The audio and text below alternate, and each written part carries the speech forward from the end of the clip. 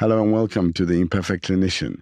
My name is Mike. And Ewan here. In our discussion today, we explore the fears of opening up and what defense mechanisms or armours do we have in place that stop us from growing whilst accept those we created in the first place to protect us. We notice how these are so fully developed that it seeps into our personal and work life. And so, what can we do to be more aware of them, and how do we actually address it? We talk about the benefits of introspection in solitude, but remember, you can and should always seek help from professionals such as counselors or therapists when you need to. Cue the music.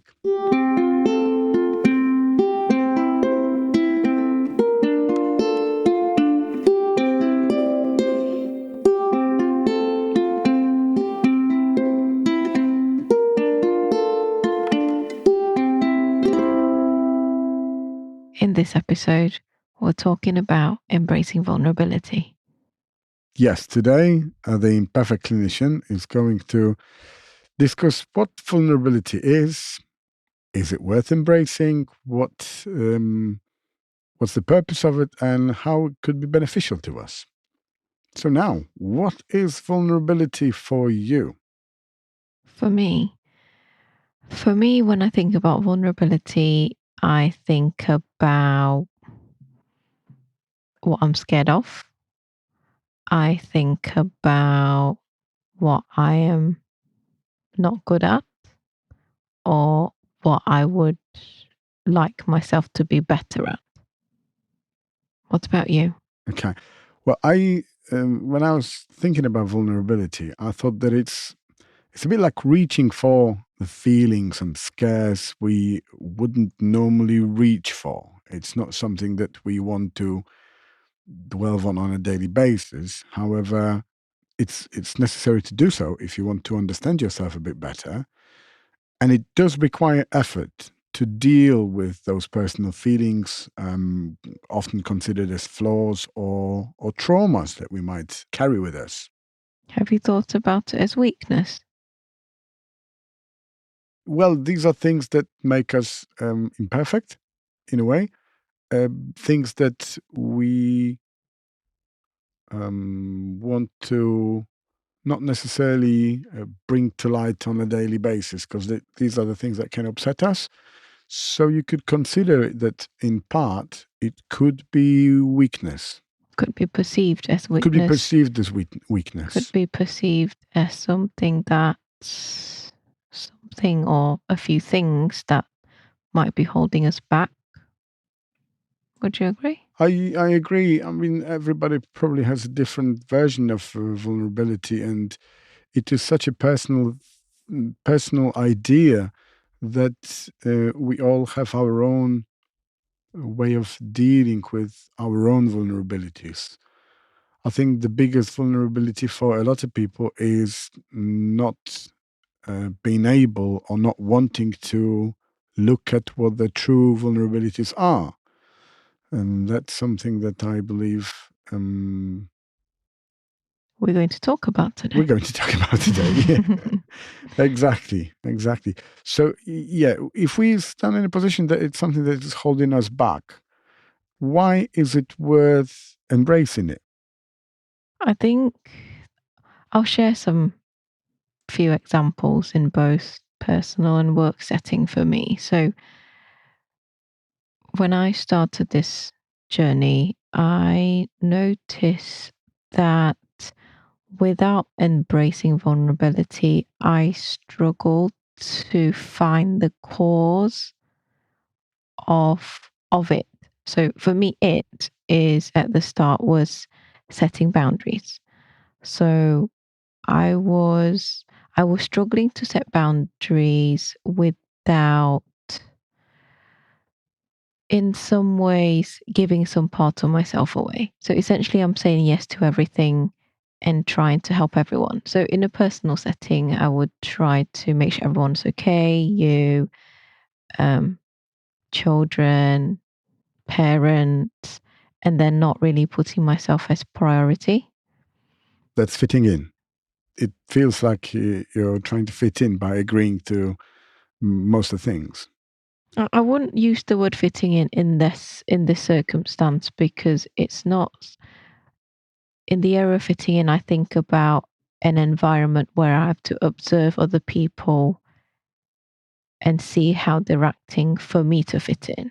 So I wouldn't put fitting in the family in a personal setting. Okay. This is when I'm not able to set boundaries clearly for myself, to say, I need an hour for my own well being, I need an hour for self care. This is for me saying to the children, this is my time for meditation and I need some quiet time, and setting boundaries like this. Okay.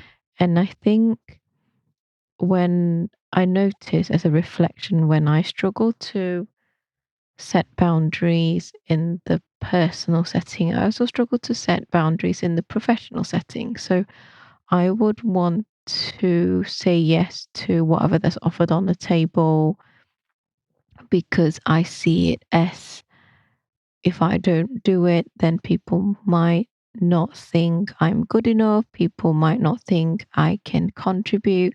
People might not think I'm stretching myself enough. And in essence, when I get to the point, I've already been overstretched.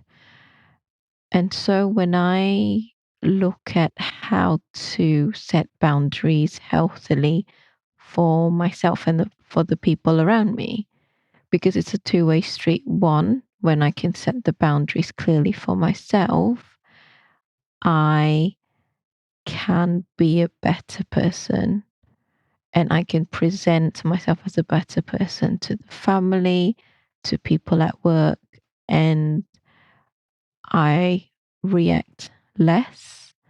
And so when I look into why was I find it difficult to set boundaries for myself, I realized then I've to address my fears. I have to delve into my own vulnerability. Okay. So would you say that vulnerability is a fear of inadequacy, especially in a work setting? I think, yes, this is very commonly one of it. Sometimes it's fear that I'm less than, fear that I'm irrelevant, fear that I'm not good enough, fear that I am not relatable, fear that I am just small. And so, hence, I feel the need to prove my worth. I need to prove, when I say yes to you, I'm proving myself to you. When I say yes to the people, I'm proving myself to other people. Whereas it takes a lot of grounded confidence to say, this is the time that I need, for me to have the courage to say no to family or to work or to any commitment or to any questions asked, or to stop myself from volunteering for every single thing that's on the table. Okay. So setting boundaries, how do you do it? Because I think initially, as you go into your, well, first family life and then into work, setting boundaries is quite difficult to start with. How do you learn it? I mean, you assume that everybody knows more if you start in a new workplace, and you feel a bit inadequate, and you feel that you, oh, what if I do something wrong? What if I people are going to be annoyed because I ask too many questions? Do you think that it comes from the time when we were children and the parents who were setting their boundaries not skillfully? So for me, from what I have seen when I was growing up, I was raised not to respect boundaries or consistency. I was raised to respect intensity. So, with that, I mean, I would see my mom going all in for everyone at the expense of her well being. And it's not just her, it's the society's expectation. And I want to say it's not completely gone now, for a mum to be committed to her children, her family, to her parents, to work, and almost having to balance everything in the picture of perfection. Is it because she set the boundaries for, not boundaries, her expectations so high towards herself? Or is it something that's coming from elsewhere? Or I think it's own expectation, but I would argue that your own expectation that you are now has been nurtured and you have seen this seeped in through all parts of your life without you even realizing it. But the thing I found quite strange looking at me growing up, yes, the parents were setting up the borders, the boundaries, the rules, to some extent, more or less skillfully. But you often, with your own brain, were thinking, well, this doesn't make sense. This is just pure rubbish. And you just don't obey. Or if you obey, you do the bare minimum and you try to find a way around the rules, So I want to clarify the boundaries are not what parents set for the children or the child, it's the boundaries they set for themselves. Okay, but what about for they set boundaries for us and we have to work within those. So then when we grow up and we go into our family life, if we go into our work, we sort of obey or expected to So obey. so what I'm trying to talk about here, it's because I don't see the model that I have growing up setting boundaries for herself in order to preserve her own well being. I struggle to set that boundaries on myself Okay, for the personal setting. And so I struggle to set the boundaries on a professional setting for myself. okay. So we have the boundaries, okay, that we set by ourselves or a So I'll parent I'll set for give you an themselves. example. Yeah, go So on. you were asking about how do I set it? Hmm. So it takes a lot of trial and error. It takes for me the how well I have done it now depends on how much I failed in the past.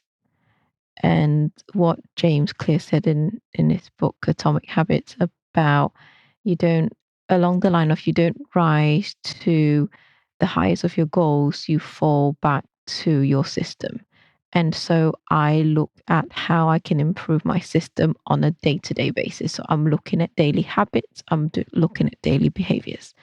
So for me, when the children are really young, I try to schedule in 20 minutes of movement, either in front of them when they can't really move around. And then I start, that might work less because they're breastfeeding, might work less because they're teething, but I keep amending the everyday system. Now I've got to the system where I do any type of movement practice, whether it's vinyasa or whether it's yoga or meditation, something every single day. And because it becomes part and parcel of my day. And so when we look at improving the daily system, do you remember when we talk about you really enjoy biking?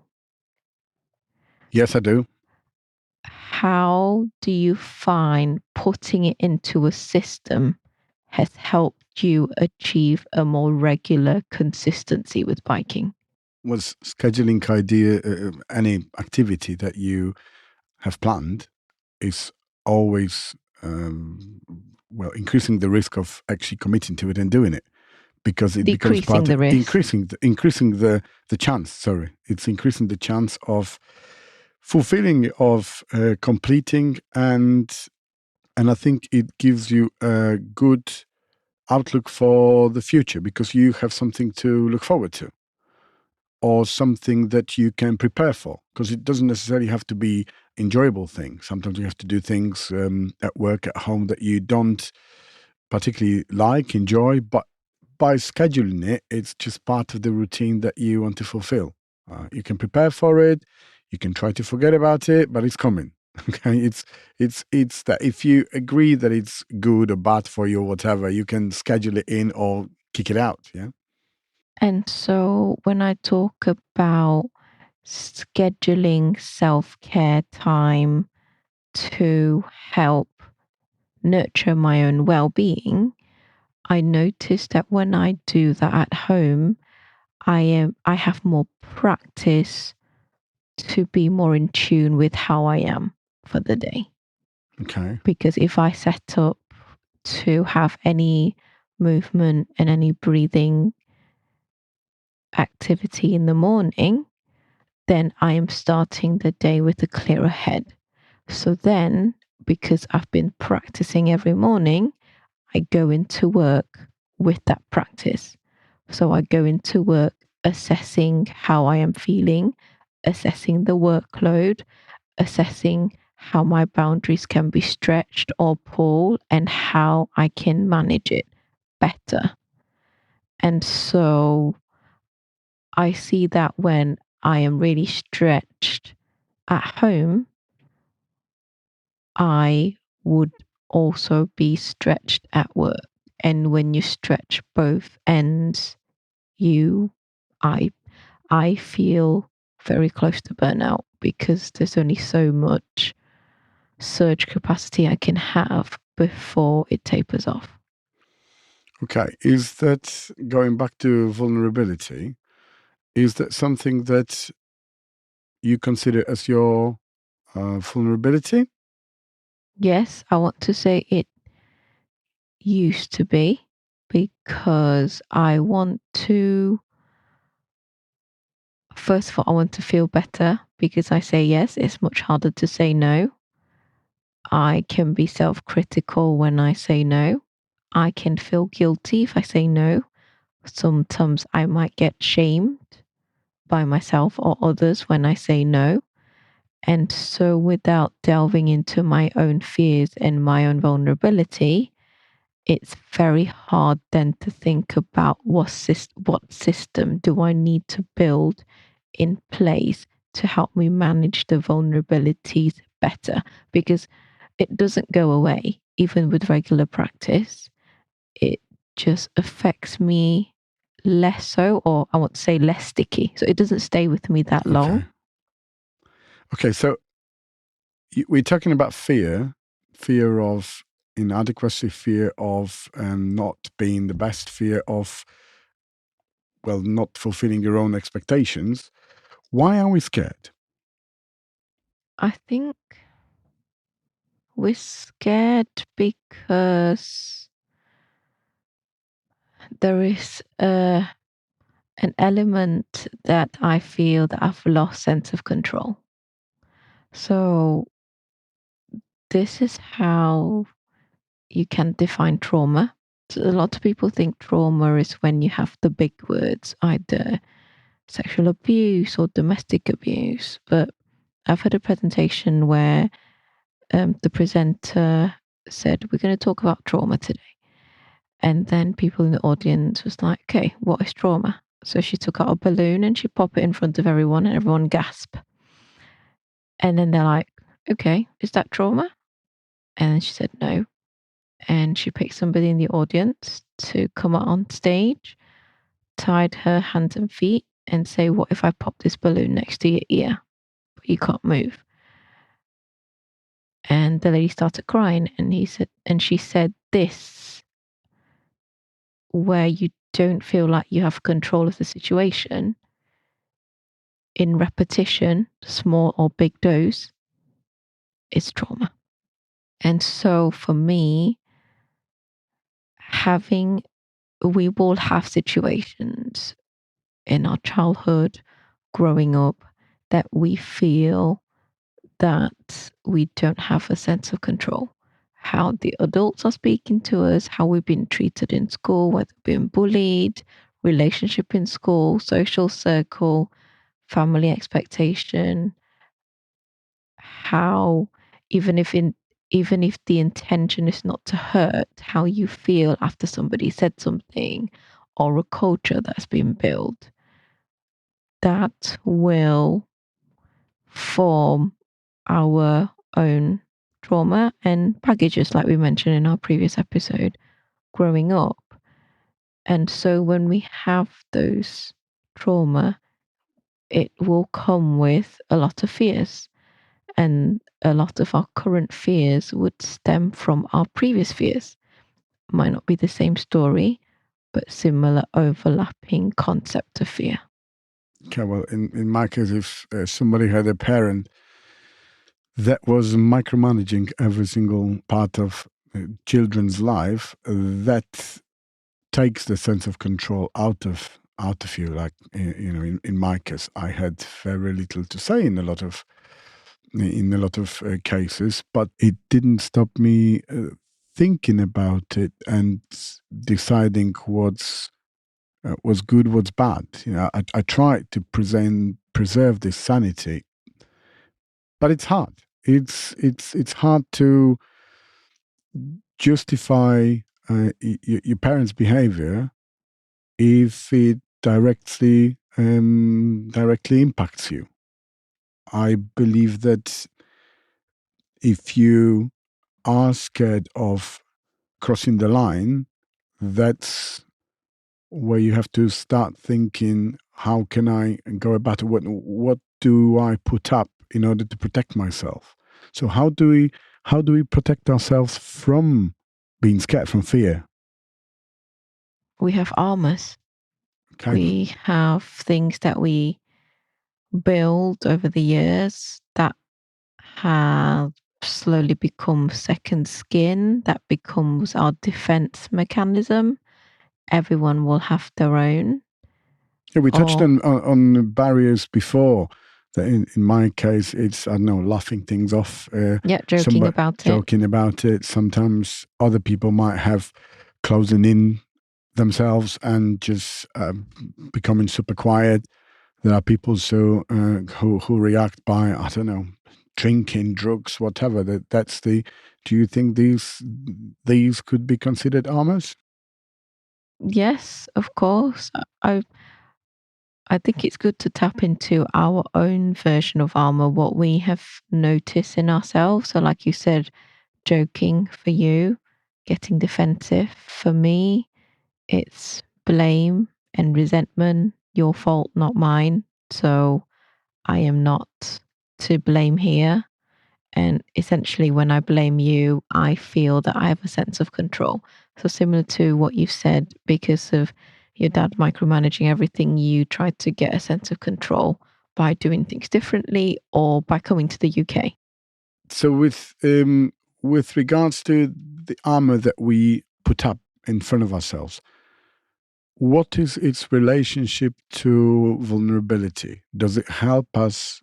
Can the armor block us from reaching out to our own vulnerability to try to recognize it? Yes, definitely.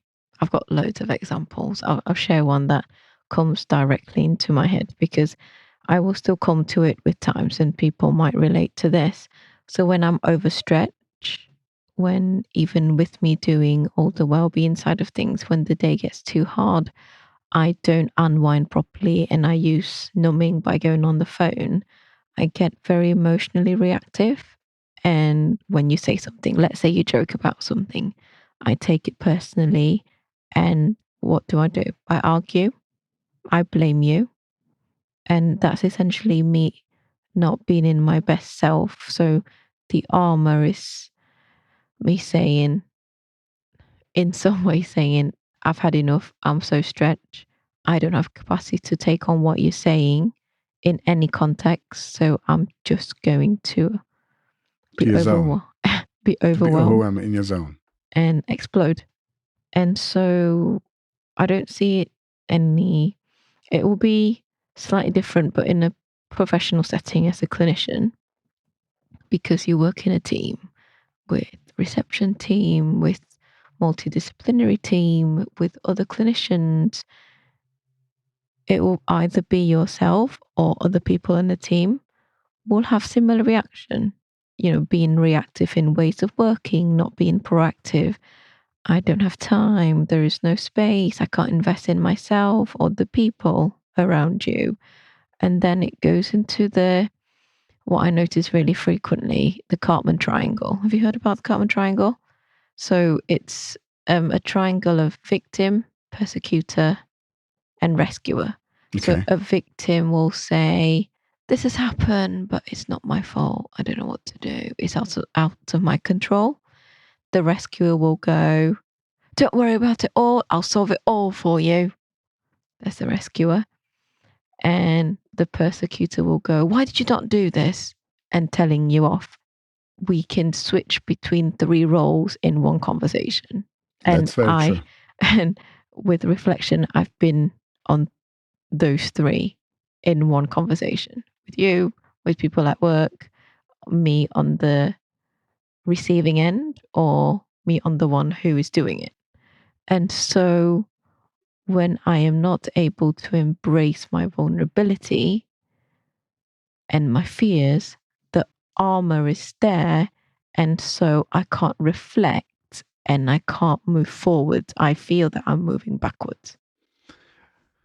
Right. So we got to the point where we talked a bit about fears and vulnerability, and how do we reach inside our vulnerabilities? How do we commit to opening ourselves to the true ourselves, to true weaknesses, true faults, flaws, however you want to call it, things we don't want to deal with, or something that is buried in our minds behind our armor? How are we? Do you think it's better to open up to yourself, to others? Do we need both? How do we progress? I feel the initial stage has to be done in solitude. I feel a lot of introspection has to be done by yourself because I've tried it. I've heard people saying how they have tried it, and the the danger with opening up to others as the first step is I would go into the conversation expecting something from you. So if I have something that I'm really struggling with, instead of me thinking about, right, I'm struggling with what they say, why? Because I feel that they don't take me seriously. Why?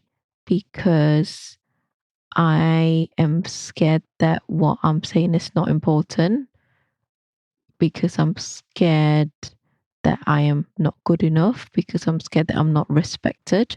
And so when I delve into the why, I can go into the conversation with a clearer head. Whereas if I go into the conversation without even delving into the why, and I go straight to you and say, "This person said this and that," and then you go, "Oh, maybe what if?" And then I just get very defensive because I don't even know what my fear is. So my fear would still be driving my reaction when I'm talking to you. And so I cannot gain clarity if I don't do the internal work myself first. When after I've done it in my head, or if I'm writing it down, then I go and talk to you, then it's a completely different mindset when I come to you. How is the confrontation between stripping yourself internally, looking at your uh, issues in that wider context? Do you feel more reserved, or do you feel that you can open up more to me about those points that you raised yourself? I think delving into the points internally is very scary. It's very hard. And it feels like I'm stepping into the unknown. And it feels like I have to peel down all my armor, because my armor is set up so perfectly that I don't even notice that they're there unless I make consistent mindful effort to realize that they're there. So they're just like gremlins in my head. And so when I do the internal work, and I've tried a lot of different ways, and I think people should try different things that work for them. It takes time for you to slowly adapt to the fears. And when I then address my fears and then come and talk to you, I feel that I can take in whatever that you are saying with a clearer head. It also makes me come in and talk to you a bit easier because I don't come with expectations. I don't come with anger. I don't, and that doesn't lead to disappointment or frustration at the end of the conversation. I come into the conversation with you more to share and more to learn rather than expecting you to, You want support, not solutions. Is yes, that right? Yeah. not solutions. I would agree. And there is also another element of when the other person's reacting, it might be their fears and their armor talking. Yeah, it might be. Yeah, Because, yeah. Very often it is because they want to relate and try to directly transpose your problems onto theirs and say, "Oh, am I similar? Am I, is it something that affects me, or is it completely irrelevant and you should just worry about things?" yes, and it can be a simple example of um, our daughter said to the neighbor, "Can we come over and play?" And then the neighbor's children said, "No, you can't come and play." And I heard that and I had to step away because, first of all, I know that intervening won't do any good. Second of all, it triggered my own fear of being left out, not being part of, not fitting in. And so I had to consciously step away because if I reacted then, it would be my fear speaking, not, and I'm not addressing I am in some ways putting my fear onto our daughter. I've shared a few of my examples and my own reflection and ongoing work because it's, let's face it, it's not easy. Some days will be hard, some days it will be easier, some days even very, very much harder um, when everything can go wrong.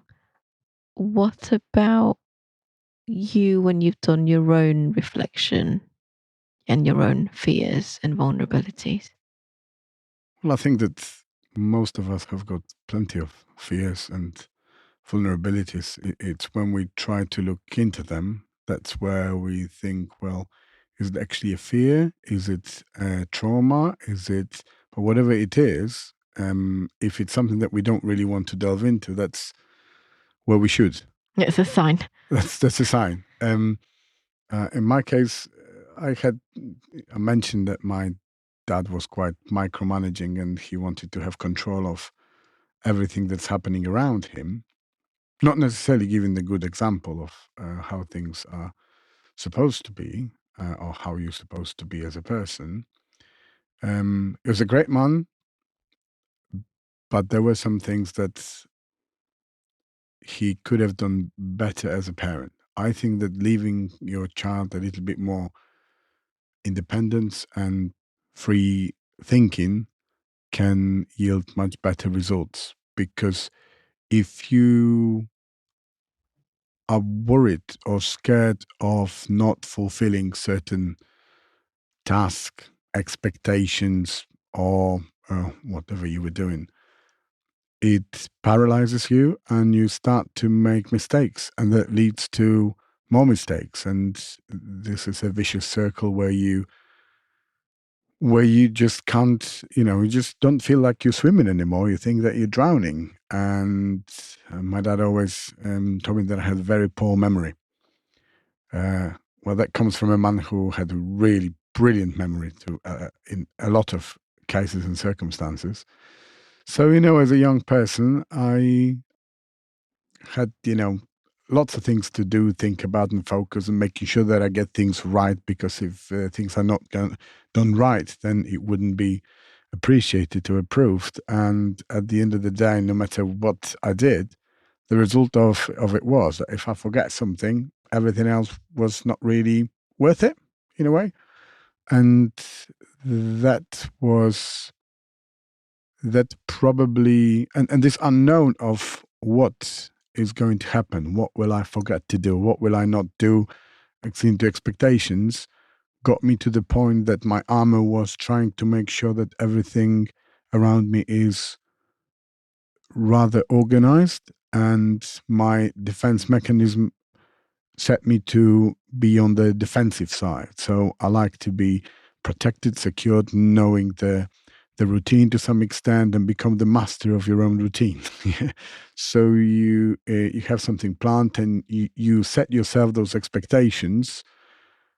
I think probably subconsciously thinking that those expectations are actually set by your parents because they used to do it for you for many times, and then you set yourself expectations to, I don't know, have to do this, that, and the other. If you don't fulfill it, if you forget about something, you go back to where you were with your parents, and you can hear something in your head saying, "Right, you haven't done that again," da da da, and that drags you down, and it makes you question yourself and doubt yourself to see whether you are worth it, whether you are. Maybe you're just crap and you can't, you're just not worth the time spent with you. And it can drag you down. But I think it got to the point that I started to realize that my internal sort of compass and sense of direction allowed me to see what is within my power to affect and what isn't. And that allowed me to grab a bit of distance. And I say, no, I have to put a bit of a hold on it because it's going to impact me potentially irreversibly in a way, my mental health or my well being. So stepping away in my case was probably a good choice, which improved, relationship and, the dependence. It wasn't quite there, not the immediate one. Of course, there was plenty of other things that were going at the same time, so you can't completely, but at least you had a little bit of brain space to think about yourself and trying to redirect yourself and focus on, for example, work. And I think that working as a clinician, we are also trying to some extent um, work on our vulnerabilities by trying to help others with theirs. When people are coming with, no matter what problems they have, it could be physical, it could be mental, we want to feel um, wanted to improve, to make sure that people feel better after seeing you than before. As clinician, I mean, I've noticed that when you're working, especially when you start working, you try to obviously impress your bosses, your colleagues, to make sure that they see you as a worthy person, and that sort of makes you more vulnerable in a way. I think that in my case, what changed in my work as a clinician, I changed my focus. I stopped being, I stopped the feel to be accountable by the managers, and I started more to redirect it to be more accountable to the patients, to my staff. And this allowed me to truly focus on what my work is about. It's not about meeting targets. It's not about fulfilling, all the criteria that are set that are not really. Well, I understand, working in the environment that you need to deliver, but it shouldn't be your main purpose, because that's the first step to being burned out. It's It the can't first be step. just that. Can't be just that, because as much as I strive to make sure that the organization I'm working in is doing well, because otherwise I wouldn't be in the organization. That's not my intention. Nobody comes to work to do a bad job. I want to make sure that it succeeds, because it also, I am representing it, and I want to make sure that I bring value to it. But I think directing your focus on the patient allows you to have a little bit of a distance, and allows you to focus your priorities on where we are truly needed. All the other things will come with it. If you focus on your patient, on your environment, it will deliver much better results, even in the target form, or however you want to measure it. Yes, so I would agree with the last point, and I want to go back to what you've said and a few things that I've picked up. I would agree in what you said. So for me, I notice if I focus on people, if I focus on my team, if I focus on their growth, they will automatically do a good job, and they automatically the patient safety come with. So I wanted to pick up a few things that you said earlier on.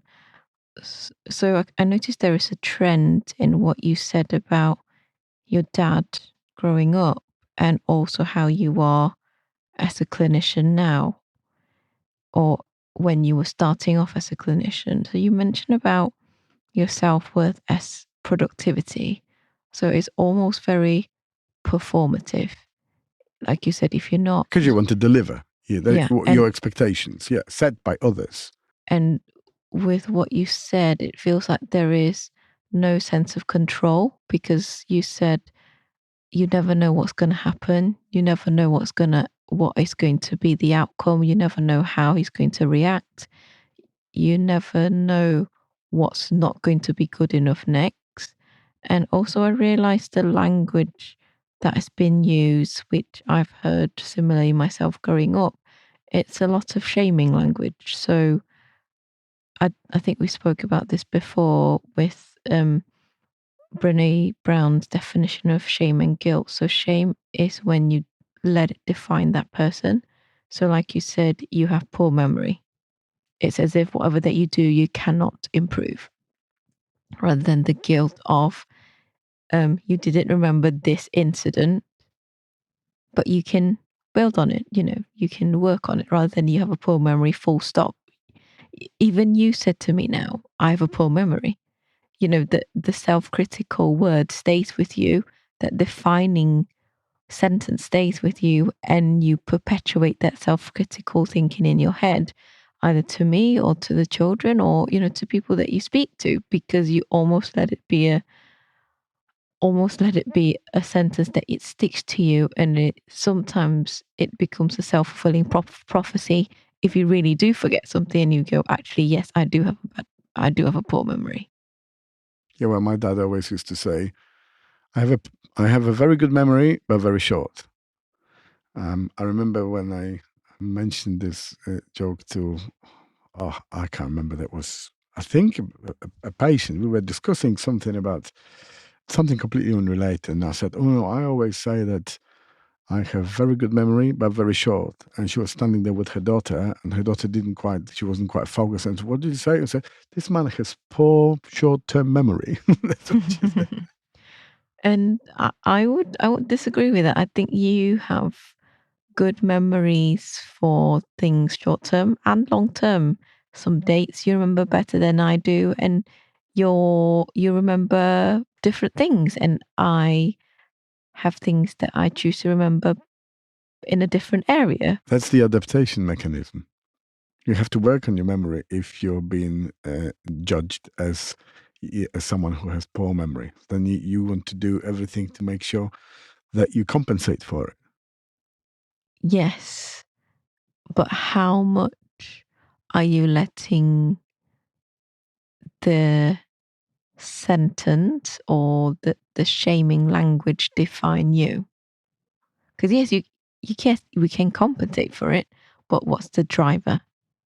if the driver is to better myself, or is the driver not to be judged? Is the driver of Well, the fear of being I think it's less than? probably all of those are the drivers in some extent. I think initially it's yet to be less judged or less considered as less faulty in a way, but also to make yourself better. But I think it comes out later. Then you try to work on those qualities that can really empower you to be a better person and therefore a clinician. And there you said it, the difference between after you've worked on it, it's not a fear driven action, it's an action for development.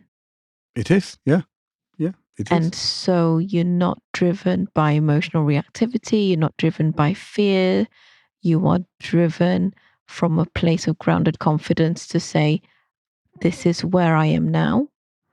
Where I am now is good enough currently, and I want to move forward and not shaming myself for being where I am now to move forward. So you can see the end result is we want to move forward, but how we speak to ourselves is different. Yeah, and the language is very important. We need to give ourselves credit. I mean, it's very easy to see a complaint about your behavior or addressing your inadequacies in a way at work or some problems that you've done rather than get praise. And I think it's quite important to make a point of praising people. I think dealing with the fears allowed me to reflect on my communication with my wife and with my children. I think that trying to be open with yourself about the misgivings of your childhood or adolescent life and all the issues that you come across make you a bit more aware of things you want to avoid as a partner and as a parent. And that directly has the transcription to how you are at work with your teams, with the patients, and even dealing with other clinicians on a daily basis. You start to realize that if you're driven by fear, by your inadequacies, you never will be able to speak like equals with other clinicians or with a patient. There is a lot of talk about consultation between clinicians and a patient, father and child relationship, or the very authoritative approach. And obviously, now we're heading towards the partnership relationship because if we realize that if we talk to the patient like equals, we can get much better results, and the patient can get much better results for themselves comparing to any other approach. And this, I think, allows me personally addressing my own personal fears, addressing my own vulnerabilities, and dealing with the things that could have been better in my life, allowed me to focus on a patient better, allowed me to find a common language and not to talk to patients from a privileged position. I think it's important to understand that where we are privileged in a way that we have knowledge and we invested a lot of time to make sure that we can provide the advice, we are just like any other people. We have got better, worse moments, but we are able to control it better for the benefit of our people who rely on us and who trust us in the advice, in the opinions that we form. So it's important to look at your past and start there. Start looking at yourself, talk to yourself, talk to others, and be better. What you've mentioned there reminded me about something about the communication skills. So we had arguments, plenty of them, about using the phone. And Oh, yes, we did. I used to get really, really upset when mid conversation and you would just pull out a phone and start scrolling. And I used to armor up and get very defensive, and I start blaming you and use words like, "Why did you use your phone midway through? Why are you not paying attention?" La di la di la. And this argument was just ongoing. We didn't really get anywhere. We tried setting very clear boundaries to say, no phone on the table, no phone before the kids go to sleep, but it's still ongoing. And you would sometimes joke and say, "You always catch me when I'm just taking my phone out. It's just that minute of me scrolling through." And we still really didn't really get anywhere. And I heard a podcast where Dak Shepard was talking about his wife, Christine Bell's charity, and every month she has to go to this charity. And he realized that every month before she goes to the charity, he would start an argument with her, saying along the line of, "Is this charity reliable? Are they doing their work properly?" And every time there is an argument. And so when he delved into his fear, he realized, actually, what am I scared of? I am scared of my wife picking the charity over me. The competition. Yes. Or I'm scared that my wife is saying the charity is more important than me. So I'm less important. So it's jealousy Um, or envy. in some ways, because I think we need to define those words properly, which we will in the next few episodes. But he felt inadequate in comparison to the charity. And so he asked his wife directly and addressed his fear. And his wife said, "I would never pick any charity over you." And ever since then, she still continues going to the charity, and he's been okay since. And so that gave me a very big light bulb moment thinking, is it because I feel that you are choosing the phone over having a conversation with me, over being present to me? And we had a conversation about it. And you said to me, "I would never, however important the phone is, work, whoever it is, friends, or whatever that I'm reading, nothing will be as important as what you want to say to me." And ever since then, I want to say, I've been much calmer about it. For me, it wouldn't even occur to be a race, any choice. That's not the choice. Yes, but the fear is, because the fear is driving it, I am reacting even without thinking about it. So when I'm addressing the fear, I can then talk to you about the fear, however irrational it might be. And I'll go, "Actually, I know why I'm reacting this way. And now when I see you looking at the phone, I just have to remind myself what you said." And the fear is then toned down, or it's not as loud, and my armor is not up as quick as 0.01 second. So it's good to think about talking to yourself, Yes, and finding out why and I'm talking to talking others. and talking about it this way. And in this case, I have to do a lot of deep diving myself to get to this point with the help of other people's shared experience and lived experience. And so when you talk about being self critical or having that critical voice around you, you can automatically become self critical to be better. I realized that when I identify the self critical voice in myself, I can also help identify self critical voice in my team and how that acts as barriers for them to reach their full potential. So I think as clinician, we do that with patients and we do that with the people that we interact on a day-to-day basis because we are leaders. And so when we can tap into growing ourselves as a person, we can tap into growing others and to coach them to be a better person for our role as leaders. Amen to that.